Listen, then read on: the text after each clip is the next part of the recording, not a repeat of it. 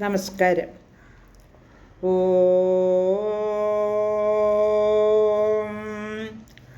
ഓം ഓം.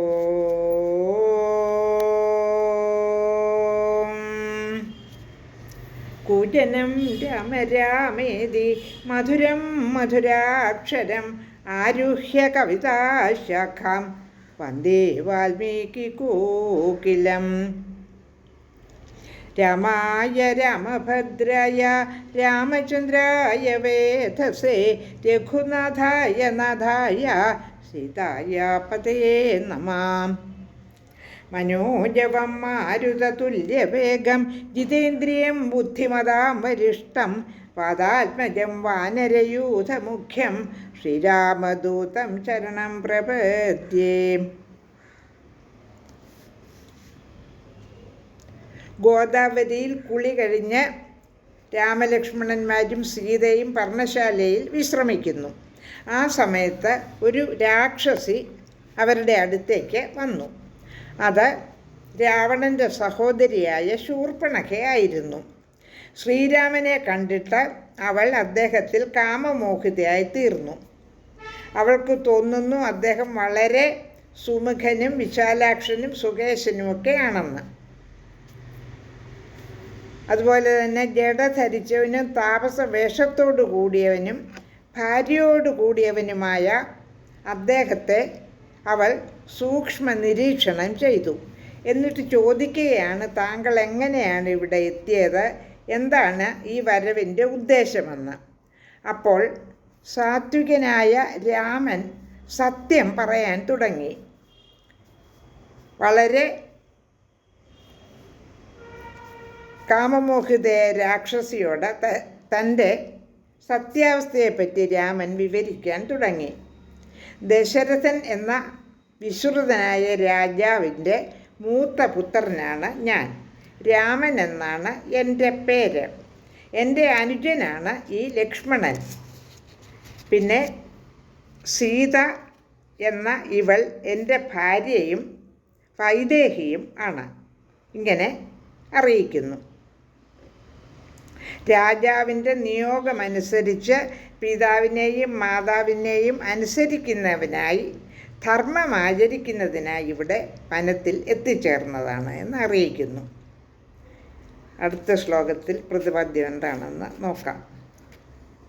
ശ്ലോകം 18. ത്വാം തു വേദിതുമിച്ഛാമി കസ്യ ത്വം കാസി കസ്യ വാ ത്വം ഹിതാവന്മനോജ്ഞാംഗി രാക്ഷസീ പ്രതിഭാസി മേ. ഭവതി ആരെന്നറിയാൻ ആഗ്രഹിക്കുന്നു. ആരാണ്, ആരുടെയാണ് മനോജ്ഞാംഗി? നീ ഒരു രാക്ഷസിയാണെന്ന് എനിക്ക് തോന്നുന്നു. അതനുസരിച്ച് ഞാൻ നിന്നോട് ചോദിക്കുകയാണ്. മനോജ്ഞാംഗി എന്ന ആ അഭിസംബോധനയാണ് അവൾ സുന്ദരിയായിട്ടാണ് അവരുടെ മുൻപിൽ നിന്നത് എന്ന വ്യാഖ്യാനത്തിന് അടിസ്ഥാനമാകുന്നത്. ശ്ലോകം 19.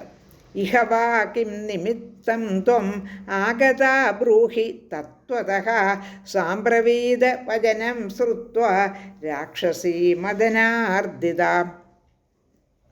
ഇവിടെ നീ വന്നതിൻ്റെ ഉദ്ദേശം വ്യക്തമായി പറയുക. രാമൻ്റെ വാക്ക് കേട്ടിട്ട് കാമാതുരയായ രാക്ഷസി പറഞ്ഞു. ശ്ലോകം 20. ശ്രൂയതാം രാമ തത്വാർത്ഥം വക്ഷ്യാമി വചനം മമ അഹം ശൂർപ്പണഖാ നാമ രാക്ഷസീ കാമരൂപിണി. 20ാമത്തെ ശ്ലോകത്തിൻ്റെ അർത്ഥം കേട്ടാലും ഞാൻ സത്യം പറയാം.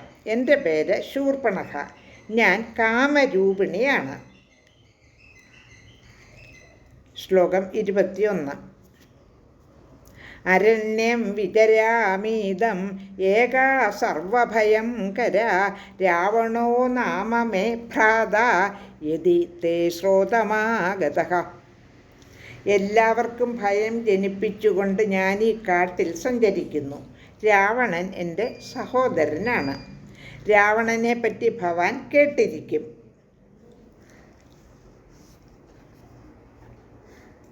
ശ്ലോകം 22, 23, 24.